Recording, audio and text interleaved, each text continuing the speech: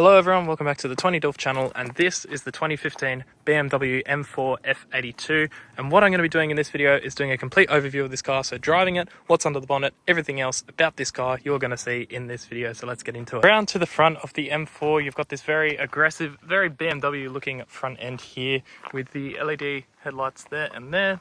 The grille on this particular car is blacked out, which looks very, very good. Contrasts very nicely against the tanzanite blue paint, which is actually a very, very rare color. And this is also specced with the cream interior, which looks very, very, very nice. Around the front here, you've got some lower bits of aero and cooling, I suppose. Onto the bonnet, you've got this little bulge here, which is pretty cool. Whole front end just looks very, very aggressive on this car and works so well with this paint. It's probably the best color I think I've ever seen an M4 in. Looks amazing. So that's really that about the front. Moving around to the side of the M4, you've got these very, very nice, I suppose, flared arches. Compared to the regular M4, I feel like they're a little bit meatier. So, or the regular 4 Series, sorry. A little M4 badge on this side there, with a little thing there, which is cool. These redesigned mirror caps as well for maximum aero, of course. The trim around the side has been blacked out, which is really, really cool. You'll also notice on the roof, this is optioned with the carbon roof. So you can get the carbon roof or you can get the sunroof and just the standard metal roof. But the carbon roof is definitely what you want to go for. It looks very, very cool and makes the car look really, really nice. Rest of the car, you got this extended little side skirt down here on the M4. Moving around to the wheels, you got these 19-inch M Sport wheels on the front here. I should pick up the name of these, but they do look very, very nice. Some very good brakes behind that too, which is very, very good. I believe the rears are the same size. Yes, they are 19s, but these are 275s, those are 255s. So slightly thicker on the rear, which is very good to see. Now moving around to the rear of the M4, I think you'll immediately notice this car has the LCI style taillights, which do suit the car very, very nicely, especially over the standard taillights. On the pre-LCI, they definitely don't look as good as the LCI lights. This car's also got a little carbon lip spoiler here, which actually suits the car really, really well. It blends nicely with the carbon roof too, so that's very, very good to see. Well, BMW badge there, M4 badge there, and the diffuser and lower section of the bumper here has been revised for the M4 and definitely looks more aggressive. And then you've got the quad exhaust set up there. So this car also has a modified mid-pipe as well, so it sounds much, much better than standard. And we'll start it up and take a listen to that.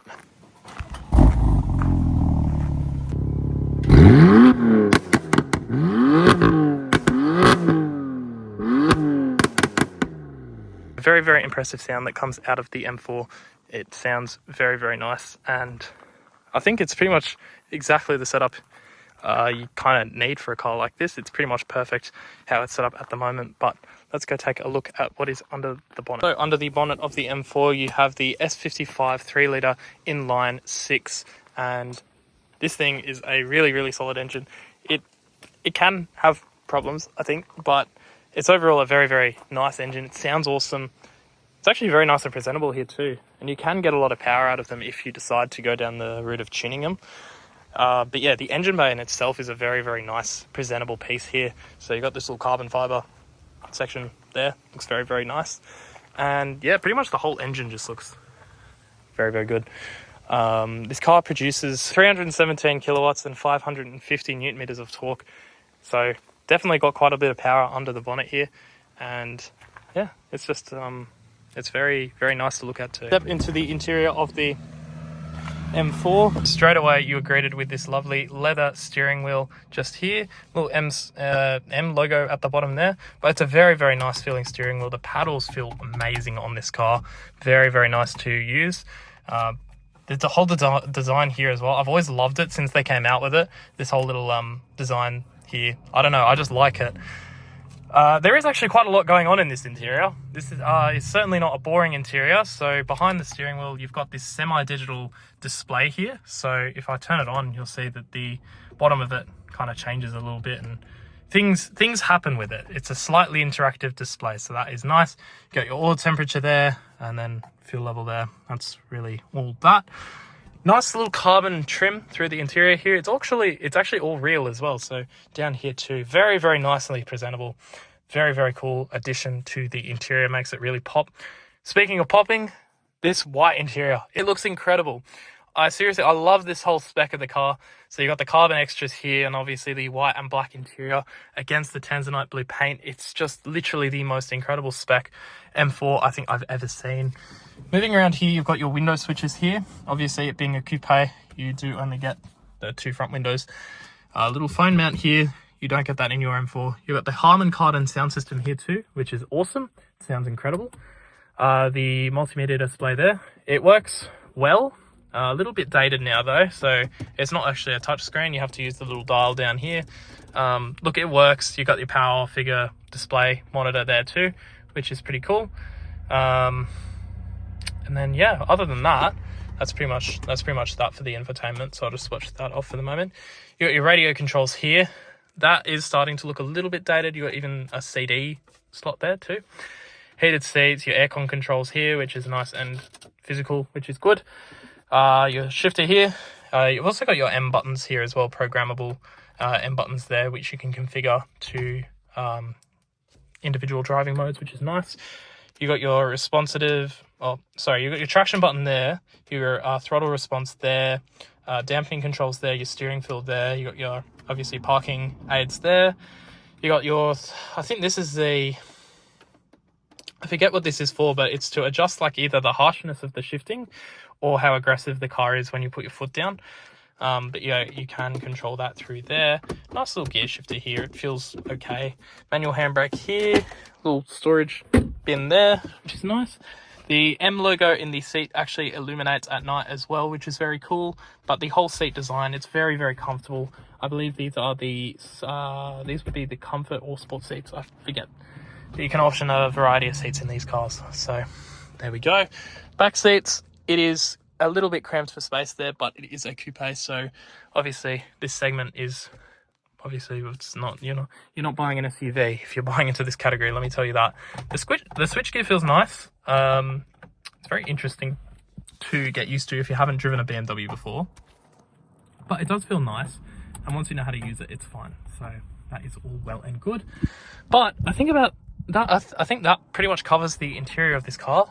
Now let's go and take it for a little drive. Okay, so here we are in the M4. So I have driven this particular car a couple of times, but the new exhaust just went on it yesterday. So it'll be very interesting to hear how this thing sounds now. Let's configure the drive settings. So let's put it in Sport Plus. Actually, let's keep it in comfort mode for now. I'll put everything in comfort mode and then we'll be able to... I'll just put it in Sport Plus because the owner wants to hear how the new exhaust sounds from the outside. So let's hang a little UE here. Is it here?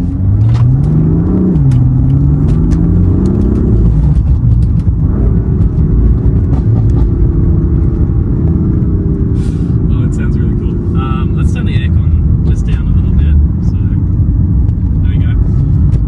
Yeah, okay, so it's in Sport Plus now. Let's put it back into comfort or efficiency mode. Look, the ride's definitely firm. It's very, very firm compared to the regular 4 Series. You can definitely feel that the suspension has been tuned heavily, even in comfort mode. But the steering's nice. The gear shifts are smooth. It has got the 8-speed ZF gearbox, so very, very popular gearbox. It's also got a heads-up display too, so it displays your speed there, which is nice. But we are coming to a little straight here, so I'll just pop it into Sport Plus. Sport Plus steering, and yeah, Sport Plus suspension. Oh, sorry, no, it's in comfort suspension. There we go, Sport Plus. Alright. That sounds crazy.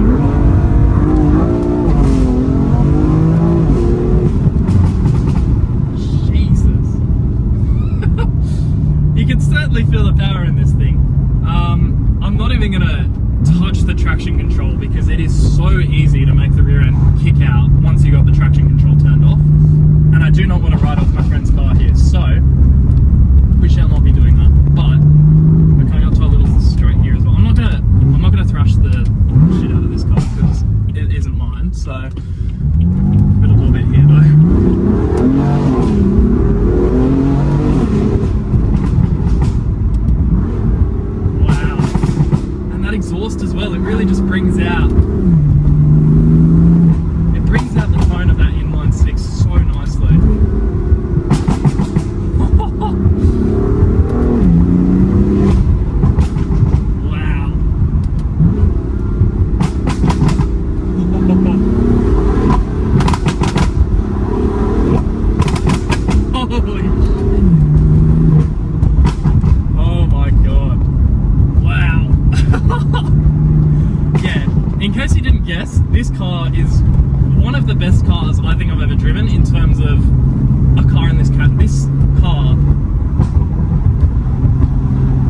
don't even know how to put into words how much I love it.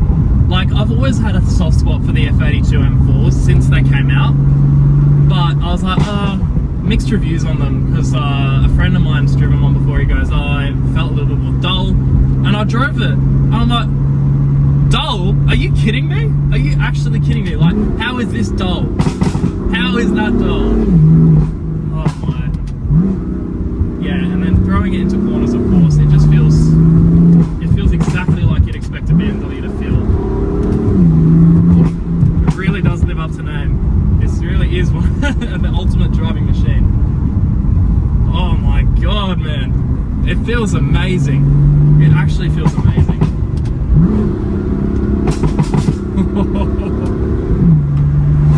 Oh my god. And you just, yeah, the steering's nice and responsive. It completely shifts when you put it into Sport Plus. So we're going to try to continue this review, and if it randomly cuts out, I apologise, but that will be it for the video, because I do not want to re-record this video. I don't want to waste my mate's petrol trying to re-record this video because my camera decides not to work. So we'll drive it back, and I'll give you my final thoughts, because, as I'm sure you can tell, this car is awesome. Alright, I love it. It is literally one of the best cars I've ever driven. Let's give it a little bit here.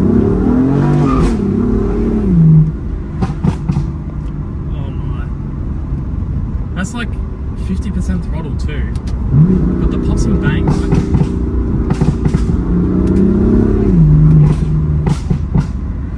and yeah, it's just so livable as well. And compared to the competition, alright, so we've got the C63 AMG, C63S, and we've got the Audi RS4. I feel like the Mercedes is too refined. It doesn't feel like a driver's car as much as this does.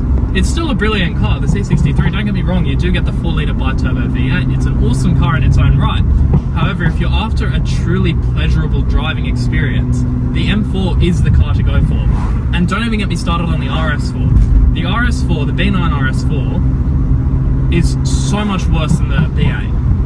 They ditched the V8, and they put a 3-litre V6 in it, and it's slower than the competition. The interior isn't as nice, it doesn't feel as nice to drive.